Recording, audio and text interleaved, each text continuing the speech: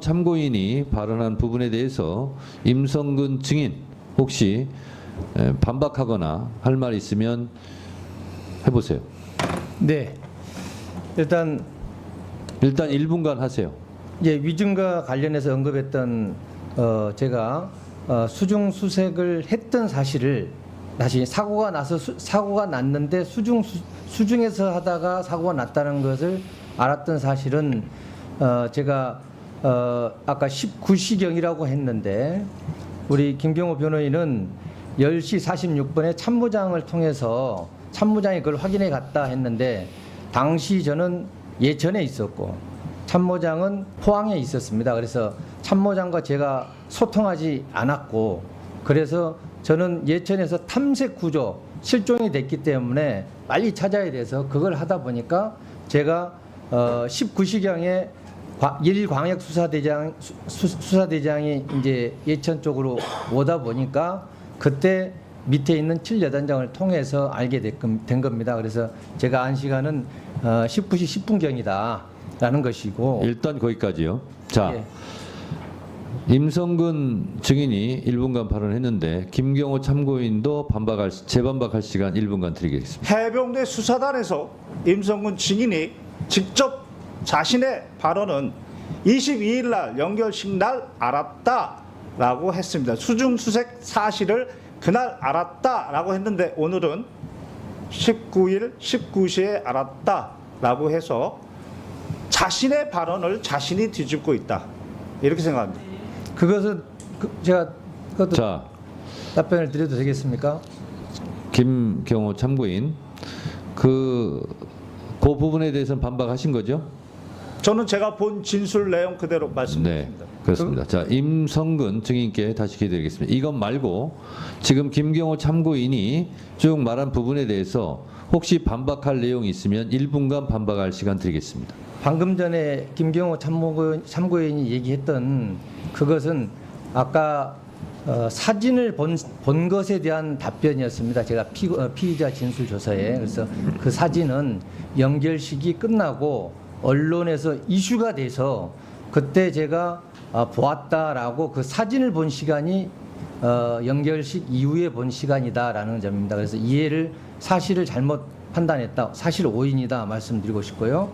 그다음 9중대에 가서 제가 했던 부분은 말 그대로 신속 투입 명령이 아니고 그 인원들이 아직 작전을 개시하지 않은 상태였고 원래 8시에 과업을 시작해야 되는데 9시 반에 좀 늦게 오다 보니까 작전을 조기에 해라는 취지에서 제가 얘기를 했는데 마침 그때 여러 가지가 정리 안 된 모습을 보고 바로 제가 옆에 있는 여단장한테 요거 시작하기 전에 안전교육하고 그다음에 재반 사항을 교육시킨 다음에 이 중대가 할 수 있도록 해라라고 됐습니다. 조치를 해줬습니다. 자, 1분간 발언 기회 드렸으니까 김경호 참고인 또 1분간 반박해 주세요.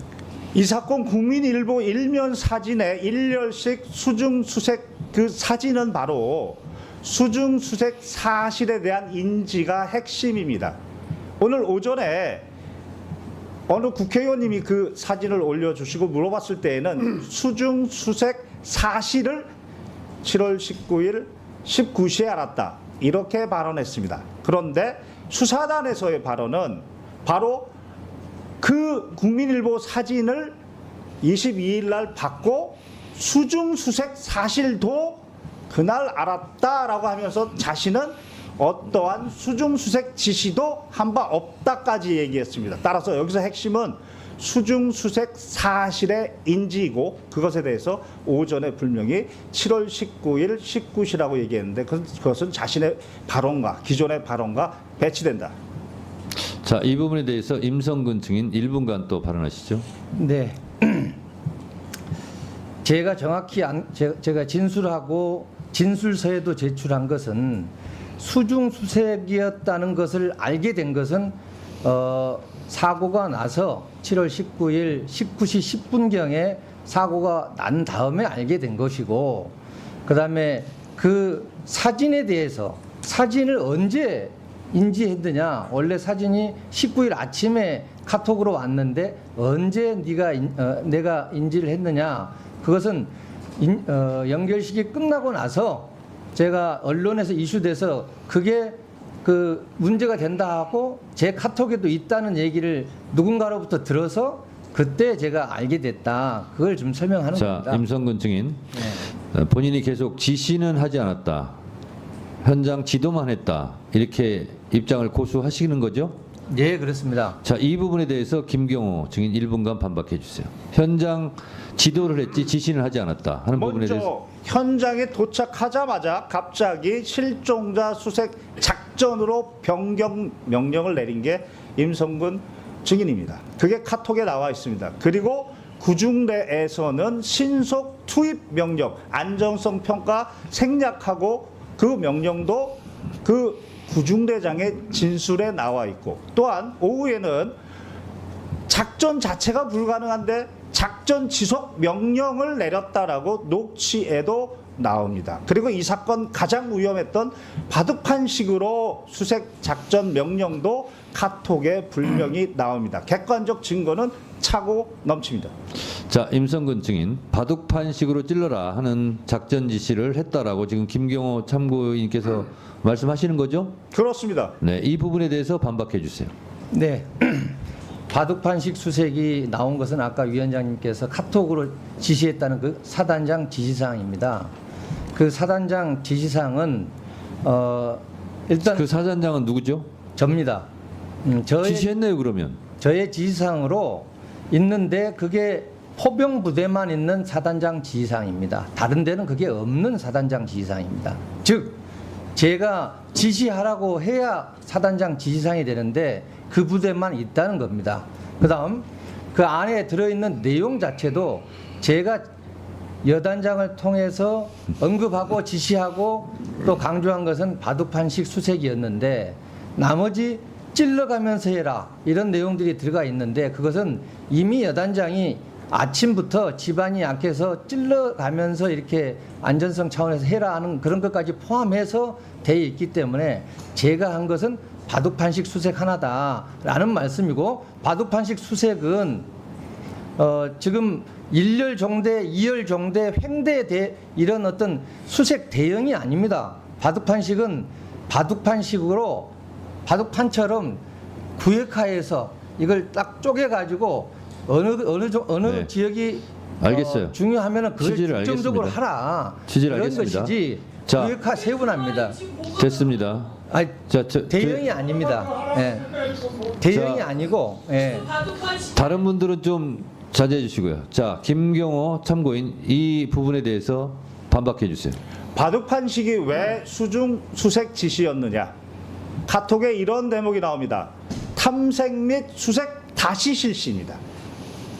그리고 나서 바둑판식 지시가 나옵니다. 그렇다면 다시 이전에 그 전에 어떤 모습이 있었느냐? 그게 바로 구중대에서 안전성 평가 생략하고 신속 투입시켜서 국민일보 일면에 나와 있는 허벅지까지 수중수색 1열식이었습니다.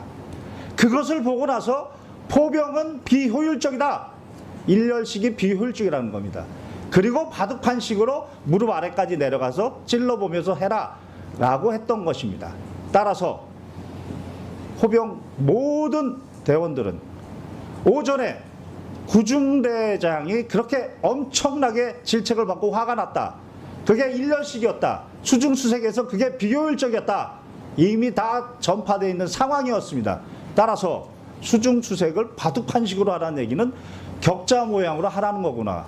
실제 그렇게 하다가 고최해병이 가장 네. 위험한 곳에 있었습니다. 자, 김경호 참고인 마지막으로 묻겠습니다. 좀 잠깐 가만히 계세요. 박정훈 수사단장이 이런 사실을 다 조사를 했고 수사를 했고 그래서 임성근 사단장의 과실이 인정되었고 혐의로 인정되었고 그래서 이첩을 하고 이것은 분명히 수사를 통해서 책임을 묻게 해야 된다라는 취지로 했는데 이것이 이첩불이 되고 지금 대통령 경로설 이후로 엉망진창이 됐습니다. 자, 김경호 참고인께서도 이 사건에 대해서 소상히 알고 있는 만큼 임성근 사단장이 실제로 지시한 수중 수색을 지시를 했고 그 결과 최 해병의 사망 사건이 이루어지게 됐다라고 본인도 생각하고 있습니까? 저는 임성근 증인뿐만 아니고 박정훈 대령이 지적한 8명 모두가 각자 고유의 과실이 있는데 어느 한 과실로 고 최해병의 사망을 바로 설명할 수는 없다. 그러나 그 8명의 과실을 다 합쳐보면 고 최해병의 사망의 결과를 설명할 수 있다. 이게 바로 대법원의 과실범의 공동정범 이론. 이 이론에 따르면 누구 책임이 제일 큽니까? 본인이 생각하기에. 그것은 바로 호우 피해 복구 작전이라고 생각하고 삽 마대를 들고 갔던 부대에게 아무 준비 없이 실종자 수색 작전으로 방향을 확 틀어버린 임성근 증인의 책임이 가장 크다고 판단합니다. 네, 감사합니다. 들어가세요. 박정훈 증인. 예. 김경호 참고인이 어쩌면 본인이 말하기 좀 그런 부분까지 다 증언을 했는데 김경호 참고인 부분에 대해서 혹시 첨가하거나 삭제할 부분이 있습니까? 따로 첨가하거나 삭제할 부분 없습니다. 그 김경호 변호사가 얘기한 부분들은 제 부하인 수사관들이 저에게 다 보고했던 1000페이지 가까이 되는 수사 서류에 다 담겨져 있는 내용들입니다. 이상입니다. 잠시 주목해 주시길 바랍니다. 구독자분들에게 특별 선물을 준비했는데요. 제가 항상 여러분께 강조드리는 말씀이 있습니다. 이슈와 뉴스만 꾸준히 챙겨보셔도 충분히 돈을 벌 수 있다고 말씀드리는데요. 여기 보이시는 채널 영상을 보시면 어떤 생각이 드시나요?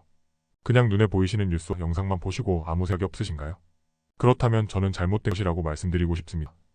그 이유 무엇이냐면 제가 8월 초에 뭐라고 말씀드렸나요? 지금은 바이오에 관심을 가져야 한다라고 뉴스만 보고 넘기지 마시고 투자를 직접적으로 생각해봐야 한다고 말씀드렸는데요. 이런 썸네일들과 영상을 통해서 충분히 구독자님들께도 전달이 됐을 겁니다. 이런 바이오 이슈가 되었을 때 부자들은 어떻게 생각할까요? 바이오 관련주는 무엇이 있는지 어떤 종목이 가장 좋을지 어디에 투자해야 돈이 몰릴 수 있는지 자연스럽게 생각한다고 말씀드렸습니다. 지난번에 구독자분들과 함께하는 주식으로 수익 내기를 진행했었는데 100% 무료로 진행을 했고 사진을 보시면 아시겠지만 구독이라는 문자 메시지를 남겨주신 모든 시청자분들께 이렇게 바이오 관련주 중에 가장 급등할 확률이 높은 딱 한 종목을 드렸습니다. 8월 13일에 우정바이오를 추천드렸습니다. 여기 나와 있는 사진을 보시면 정확히 얼마에 매수하고 어떤 종목을 사는지 어느 지점에 팔아야 하는지 이런 부분들까지 여러분들에게 정확히 알려드렸는데요. 실제로 많은 분들께서 수익을 보셨습니다. 오른쪽을 보시면 아시겠지만 8월 13일에 우정바이오를 소개해드리고 나 실제로 질이 지나지 않고 이렇게 주가 상한가가 되었습니다. 당시에도 굉장히 많은 분들이 제가 드린 이 종목으로 수익을 내셨습니다. 지난번과 똑같이 구독이라는 문자를 보내주신 이번에 이슈가 되고 있는 주식 중에 앞으로 대장주의 구실을 하면서 주가가 가장 크게 상승할 한 종목을 시청자분들에게 문자로 종목명과 사고자 하는 시점을 또 알려드리겠습니다. 이 영상을 보시고 계신 시청자분들 중에 종목이 궁금하다 하시는 분들은 남녀도 시간대 상관없이 이렇게 상단에 번호를 항상 남겨놓고 있습니다. 전화번호 010-5638-2209 똑같이 무료 급등 주식 문자를 해드리겠습니다. 돈을 받는 것도 아니고 투자를 대신해드리는 것도 아니고 부담없이 구독 문자 보내주시면 되십니다. 수익 나신다면 구독과 좋아요 한 번씩 부탁드립니다.